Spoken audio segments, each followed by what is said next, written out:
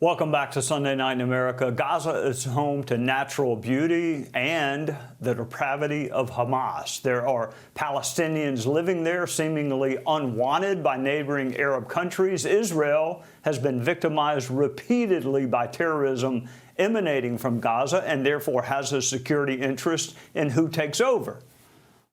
The actual idea of allowing first Gazans who want to leave. I mean, what's wrong with that? They can relocate and come back. It's a remarkable idea. And I think it should be really pursued, examined, pursued, and done, because I think it will create a different future for everyone. All right, President Trump has ideas, Benjamin Netanyahu has ideas, the Crown Prince of Saudi Arabia has ideas, so does the King of Jordan, with whom President Trump meets tomorrow. Hostilities in that region go back to thousands of years. Iran is the main source of conflict currently, and the president is unambiguous about Iran.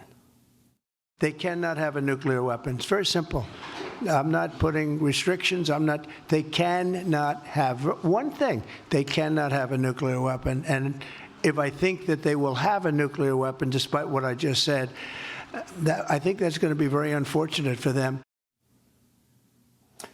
The first Trump term saw the Abraham Accords, which were historic, something no one thought was possible. Can he actually bring lasting peace to the Middle East? Joining us is Nathan Sales, former acting undersecretary, ambassador at large, and a counterterrorism expert. Welcome, Ambassador. Who, in your judgment, should control Gaza in the short term and then the long term if the answers are different?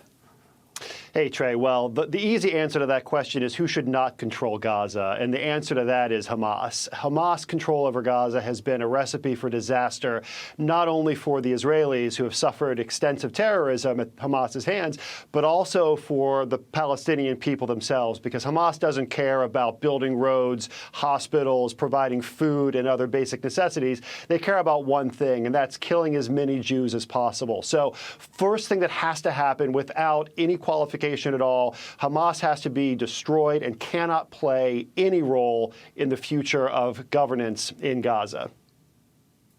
All right, here's the Secretary of Defense, and then I'll ask you about it on the other side.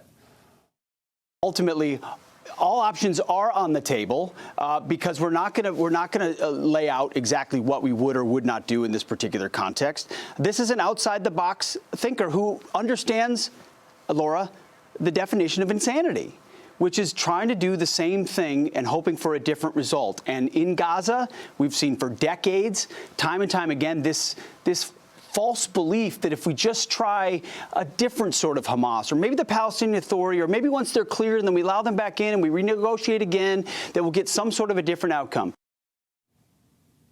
All right, conventional wisdom was Saudi Arabia or an Arab nation with good relations with Israel. But sending U.S. troops to Gaza right after they were brought home from Afghanistan, I don't know that that's going to happen. Do you have an opinion on what in the short term should be done? We agree Hamas, no role whatsoever, eradicate them. In the short term, is that something the U.S. is really considering, going to Gaza and kind of maintaining order there?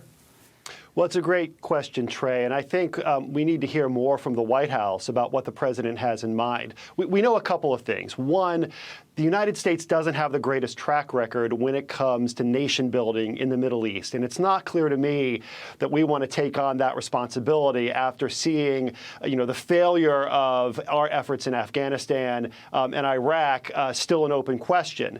So I think we need to be very careful about sending American forces or American construction workers into Gaza with a huge target on their back. But the other thing that we also know is 50 years of crossing our fingers and hoping for the best has not produced better outcomes for the Israelis, for the Palestinians. We have to consider bold new approaches, because simply hoping for the best and maybe negotiations will eventually lead to peace isn't going to cut it. What needs to happen is the people of Gaza, the people of the West Bank need to be de-radicalized. They need to be deprogrammed from the propaganda that has caused them to hate Israel and deny its right to exist. You fix that, real negotiations become possible, and then peace becomes possible. But simply hoping for the best, like we have for the past several decades, is not a solution.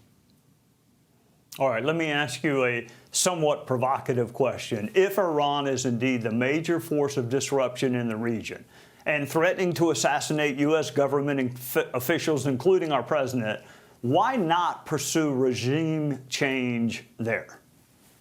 Well, I think what we need to do is provide maximum support to the Iranian people, who are, let's be clear, the first victims of the Iranian regime, while at the same time applying maximum pressure to that regime. Toppling it is going to be a question for the Iranian people themselves, but we can help. We can help delegitimize the regime. We can help take away its economic sources of strength that it uses to support terrorism around the world and that it uses to suppress its own people at home. I don't think we're going to see American boots on the ground in Tehran. I don't think it's necessary. What has to happen, and we heard this from the clip from the president, Iran cannot have a nuclear weapon under any circumstances. And so we need to deny the regime the resources it uses to fund terrorism and support its nuclear ambitions. That means squeezing its energy exports. That means sanctions, secondary sanctions on insurance companies or shipping companies that move Iranian oil. We did this to great effect during the first Trump administration. The Biden folks looked the other way at sanctions enforcement, but the old sheriff is back in town, and it's time to go back to the playbook of what actually works. Challenging but essential issues in the Middle East. Ambassador Nathan Sales, thank you for your service to our country and for joining us on a Sunday night. Thanks, Trey.